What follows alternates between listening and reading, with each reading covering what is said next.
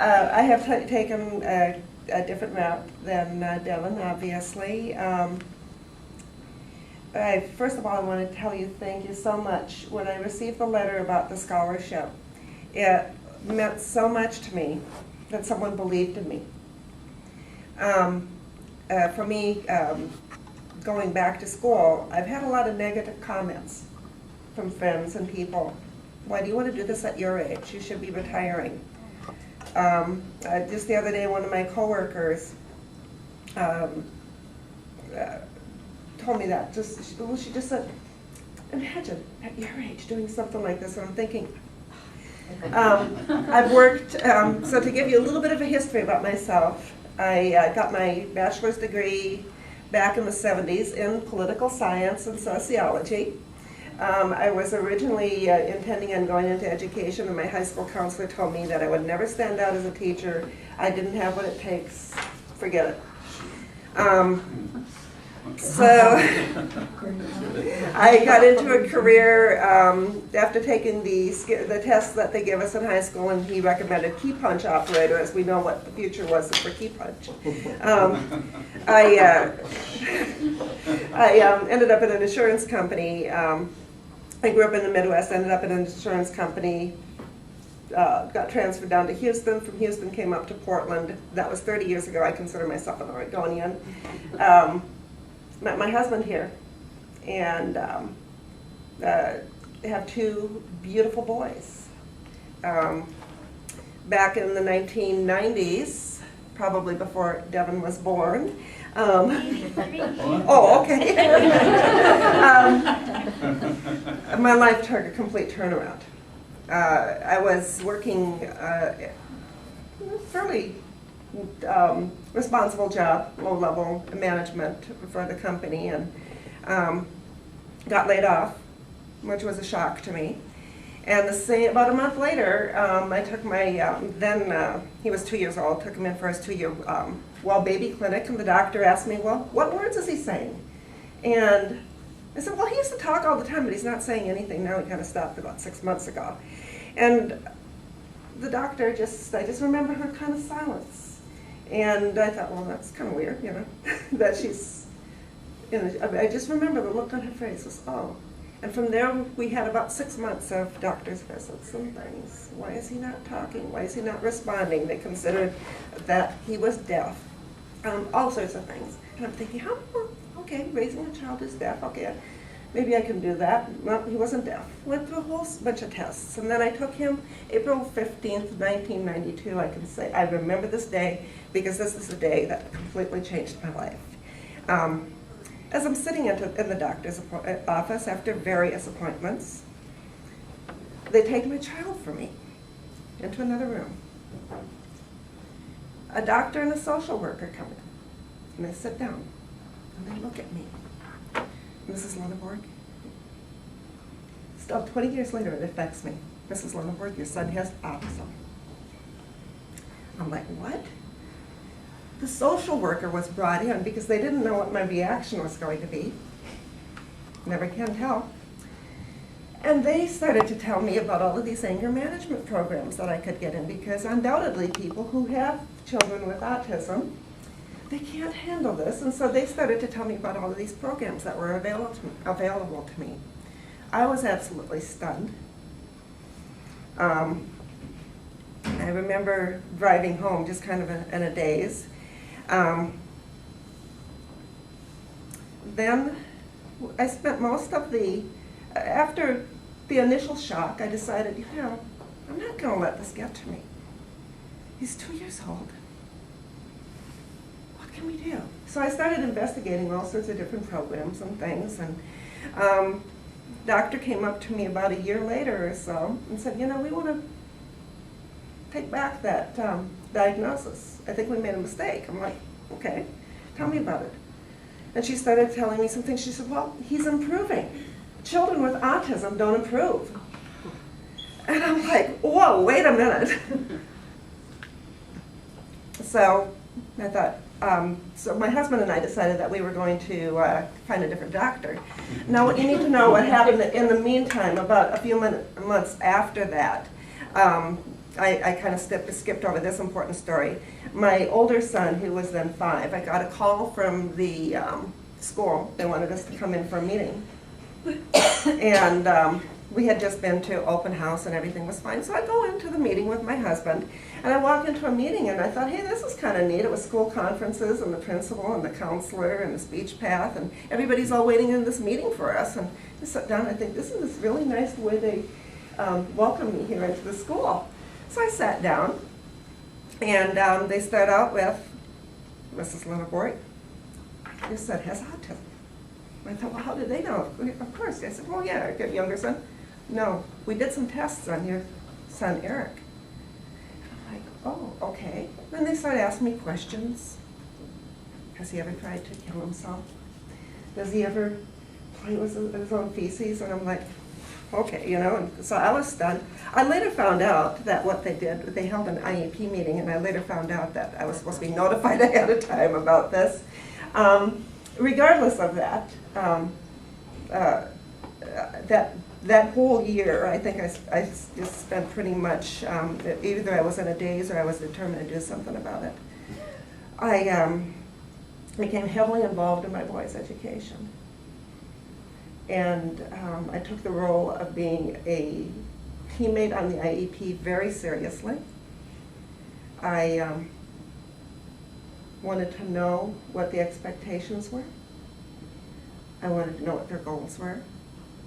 And I worked just as hard as the teaching staff did, because I was a team member. I was told at one point not to have any expectations of my younger son because I'd just be setting myself up for disappointment. Both my boys have, my younger son didn't learn how to talk until he was 5. He was a classic case of spinning around by himself, banging his head, self-injurious behavior. My older son had some compulsive issues. I am proud to say that they both graduated with honors from Reynolds High School. My older son is married, has a little boy of his own, owns his own house. He's gone to Portland Community College in 2 certificate programs.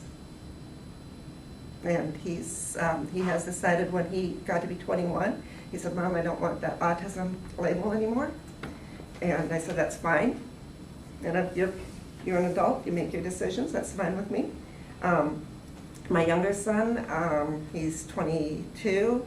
He still lives at home. He works part-time, goes to Mount Hood Community College part-time.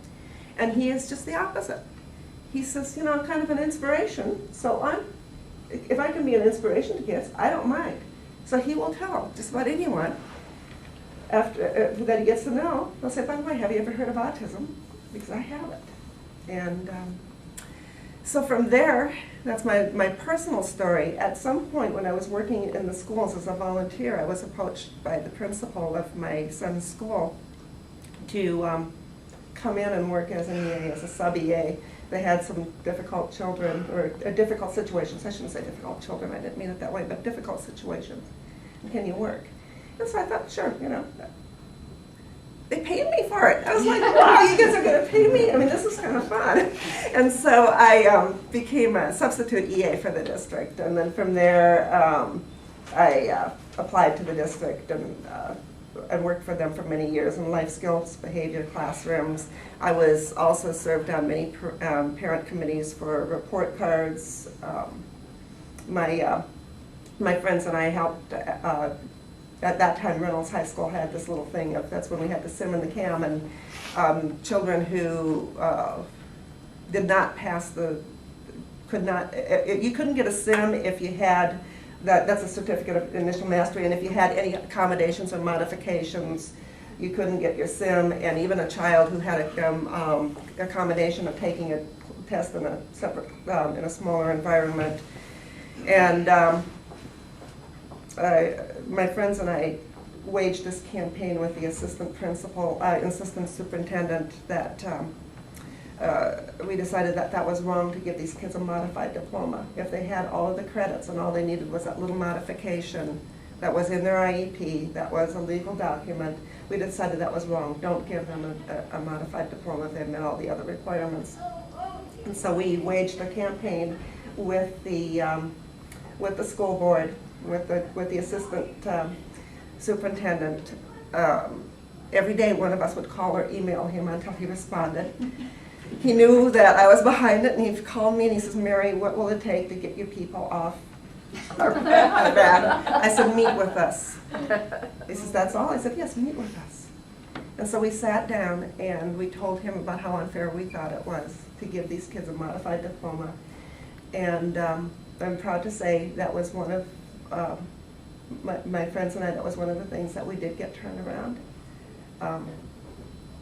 And from there, then they offered me a position on the report card committee and the school year-round school committee.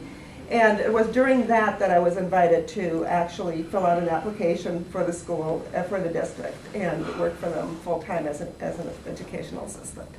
So I worked in various buildings, various programs. And at one point, I considered, about 15 years ago, coming back here to get my teaching certificate. But I didn't want to put my boys at jeopardy. They were everything to me. And I was bound and determined that when they got, that I would not be taking care of them when they were in their 30s. They would be taking care of me maybe, but I wasn't going to be taking care of them. And so I put that on hold. When my younger son graduated from high school, I started doing some investigation, talked to Eastern Oregon University that's over, they have their campus over at Mount Hood. I talked to Pacific University. And always in the back of my mind was, well, try Portland State out. Okay, so I came here and always my first part of my sentence is, do you think I'm too old for this? And I was assured many times that I wasn't. So I made the application. I sent in the application for the scholarship. And when I received that scholarship, I was, this is it. They believe in me. I have one of my instructors for my summer term here, Dr. Bickford, and Dr. Borgmeyer. They were my first two classes. I went in with the idea of, I kind of know about special ed. I've worked in it. I've raised kids in it. I kind of know about it. I'm just going to get my certification and be on my way. I learned so much during those first 4 weeks. I would have to say that these gentlemen really turned my mind around about special ed. I am excited about it. I was excited about it before, but now I'm like, wow. The things that I learned through them. I'm really excited about the behavior management class that we're having with Ms. Borgmeyer now. I'm looking forward to the rest of the term.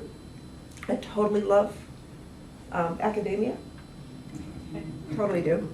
And if there's anything I can do to help other families, whether it's working with the children, or if I have a parent at the table who is distraught because their child has been diagnosed with a disability, I can honestly say, I know what you're feeling, but I can help.